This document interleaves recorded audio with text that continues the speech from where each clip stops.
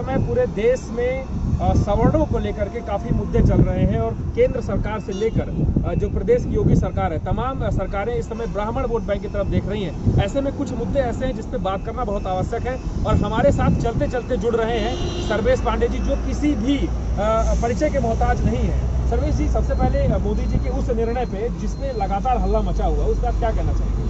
ये जो नीट वाला है, हाँ, नीट वाला। देखिए, मोदी जी ने जो निर्णय लिया है नीट में 27% ओबीसी आरक्षण और 10% आर्थिक रूप से पिछड़े सवर्णों के आरक्षण का, मैं इसका बिल्कुल समर्थन नहीं करता हूँ। उसके पीछे कारण है, जो गुरु आरक्षण पाकर गुरु बनेगा वो कभी देश को विश्वगुरु नहीं बना सकता है। आप बात करते हैं कि आप स्वास्थ्य सुविधाओं में, स्वास्थ्य व्यवस्था में इटली का सामना करेंगे, अमेरिका का सामना करेंगे, तो क्या रिजर्वेशन बढ़ा करके सामना करेंगे? दूसरी बात, ये 27% जो ओबीसी आरक्षण है, इससे सवर्णों का बहुत बड़ा नुकसान हुआ है। जो सामान्य वर्ग के बच्चे थे, देखिए, जो जनरल सीटें होती हैं वो किसी जात के लिए आरक्षित नहीं होती हैं। अगर योग्य दलित है, अगर योग्य पिछड़ा है, तो उन सीटों पर कब्जा कर सकता है, वो किसी भी जात का हो। तो फिर उन सीटों को आरक्षित करने का क्या मतलब है? उन सीटों को आरक्षित करने से सिर्फ योग्य सवर्णों के पैरों में कुल्हाड़ी मारी गई है, क्योंकि 27% इनका रिजर्व हो जाएगा, इनके लिए रिजर्व हो जाएगा, उसमें हम नहीं जा पाएंगे, सामान्य वर्ग के बच्चे नहीं जा पाएंगे। लेकिन अब जो सामान्य वर्ग की कुछ सीटें बचेंगी, उसमें भी इनमें से इनके जो योग्य लड़के होंगे वो 27 तो लेंगे ही लेंगे और हमारे में भी फाइट करेंगे। तो इसका मैं पुरजोर विरोध करता हूँ और मैं आह्वान करता हूँ अपने समाज के सभी छात्र छात्राओं, युवाओं, माताओं, बहनों, पिता तुल्य बुजुर्गों, सभी का आह्वान करता हूं कि ऐसे कानून व्यवस्थाओं का, ऐसे निर्णयों का विरोध होना चाहिए। ये डेमोक्रेसी है, तो डेमोक्रेसी में सरकार के अच्छे कार्यों की प्रशंसा करिए और बुरे कार्यों का विरोध करिए। और अगर आज आप विरोध नहीं करेंगे तो आने वाला समय ऐसा आएगा कि आपका अस्तित्व खत्म हो जाएगा। विपक्ष चुनाव आने से पहले ब्राह्मणों के मुद्दे उठाने लगता है, ऐसा लगता है कि बहुत ज्यादा हमदर्द है। बसपा उसका एक उदाहरण है, सपा उसका एक उदाहरण है, भाजपा तो पहले से कह रहा है कि हमारे तो है ही है सब। क्या लगता है आपको, एक संगठन जमीनी स्तर पर चला रहे हैं, क्या है स्थिति? देखिए, ये जो विपक्ष आज ब्राह्मण सम्मेलन कर रहा है या सत्ता पक्ष कर रहा है, क्योंकि मैं कोई राजनीतिक नहीं हूं तो मेरा कोई विपक्ष नहीं है, मेरे लिए सभी लोग राजनीतिक पार्टियां हैं, ठीक है। तो ये जो जातीय सम्मेलन कर रहे हैं, तो मैं इनको बताना चाहता हूं कि जातीय सम्मेलन से हमारे जातियों की समस्याएं नहीं खत्म होंगी। हमारे जातियों के लिए आपको कुछ करना पड़ेगा। आप हमारे जाति के लिए कितने रोजगार देंगे, हमारे जात के गरीब बच्चों को कितनी निःशुल्क कोचिंग व्यवस्था उपलब्ध करवाएंगे, हमारे समाज की गरीब कन्याओं की कितनी शादियां करवाएंगे। हमारे जातियों के लिए आपको कुछ करना पड़ेगा। आप हमारे जाति के लिए कितने रोजगार देंगे, हमारे जात के गरीब बच्चों को कितनी निःशुल्क कोचिंग व्यवस्था उपलब्ध करवाएंगे, हमारे समाज की गरीब कन्याओं की कितनी शादियां करवाएंगे। इनसे मेरी समस्याएं खत्म होंगी। दूसरी बात, आज जिनको बड़ा ब्राह्मण प्रेम जिनके अंदर उबाल मान रहा है, वो लोग तब कहां थे जब मिर्जापुर में 3 ब्राह्मणों की आंखें निकाल ली गई थी और लाशें तक नहीं मिली थी। वो लोग तब कहां थे जब 20 साल की सजा काटने के बाद विष्णु तिवारी जी जेल से छूट करके आए थे, उनके घर में एक भी राजनीतिक पार्टी का नेता सांत्वना देने तक के लिए नहीं गया था। वो लोग तब कहां गए थे जब कम से कम थोक के भाव में ब्राह्मण समाज की हत्याएं उत्तर प्रदेश में हो रही थी। आज जब चुनाव नजदीक आया तो इनका ब्राह्मण प्रेम जगा है। मैं कहना चाहता हूं कि 13% के आसपास में उत्तर प्रदेश में ब्राह्मण है। अगर क्षत्रिय, वैश्य, भूमिहार सभी को मिला लिया जाए तो हम 22% के आसपास में हैं।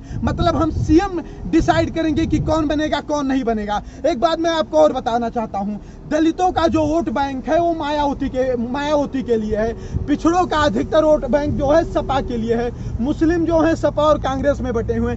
बचे सवर्ण में ब्राह्मण, क्षत्रिय, कायस्थ, भूमिहार।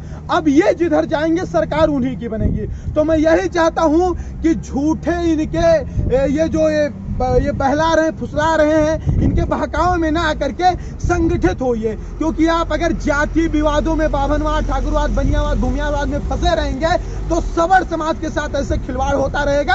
और नरेंद्र मोदी जी जैसे लोग कभी SC/ST एक्ट पर सुप्रीम कोर्ट का फैसला पलटेंगे तो कभी जाकर के नीट में 27% ओबीसी आरक्षण लागू करवा देंगे। क्योंकि लोग जैसे जब सुप्रीम कोर्ट पर फैसला पलटा गया SC/ST एक्ट पर, तो बताया गया कि बड़ा प्रेशर था, लोग सड़कों पर उतरे थे, आगजनी कर रहे थे।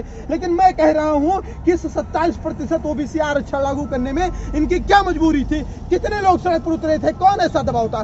कुछ नहीं। इनकी मंशा है सवर्णों को दबाया जाए, किसी भी तरीके से प्रतिभाओं को कुंठित किया जाए। एक बात मैं बताना चाहता हूं कि शिक्षा के क्षेत्र में स्वास्थ्य सुविधाओं के क्षेत्र में, इन क्षेत्रों में आरक्षण व्यवस्था जो है ये बहुत ही नुकसानदायक है और देश में नासूर की तरह काम करेंगे, जिससे देश हमारा खोखला हो जाएगा, जख्मी हो जाएगा।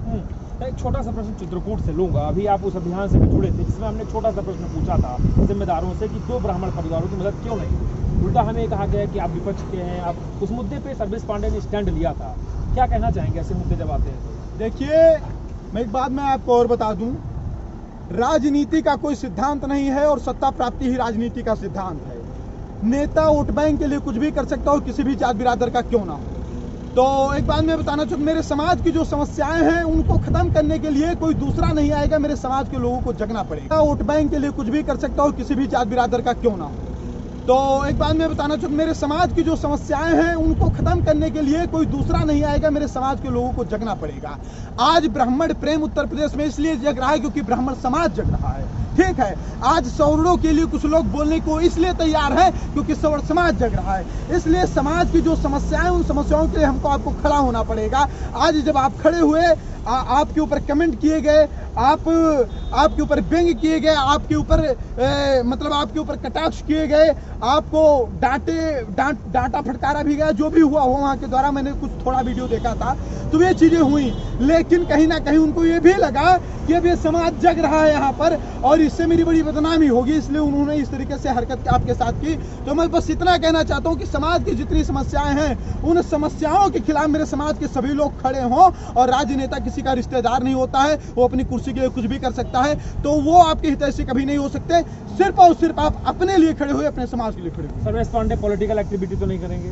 देखिए भैया, एक बात मैं आपको और बता दूं, ये जो राजनीतिक एक्टिविटी की आप बात कर रहे हैं, अगर ये करना होता तो मैं भी जय भीम के नारे लगा रहा होता, मैं भी कहीं दलित और मुस्लिम वोट बैंक के लिए सभी को प्रसन्न कर रहा होता। इससे मेरा कोई लेना देना नहीं है। मेरा धर्म, मेरा कर्म जो भी है, मेरा समाज है।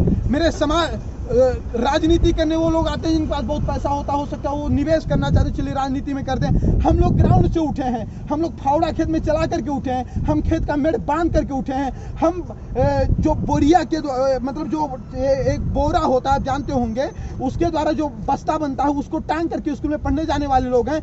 इन समस्याओं को झेल करके सौड़ होने के नाते आगे बढ़े हैं, तो उनसे कोई मतलब नहीं है। मुझे मेरे समाज का अधिकार चाहिए, उसके लिए कुछ भी करना पड़ेगा, मैं करने को तैयार हूँ। तो सर्वेश पांडे थे जो जमीन से जुड़कर अपने जो सवर्ण भाई हैं, जो सवर्ण परिवार हैं, उनके लिए काम कर रहे हैं लगातार। उनका कहना यह है कि जमीन से उठे हैं तो जमीन में ही काम होगा, इसके अलावा कोई भी पैतराव नहीं आजमाएंगे। ग्राउंड जीरो से अनुज अहमद की रिपोर्ट।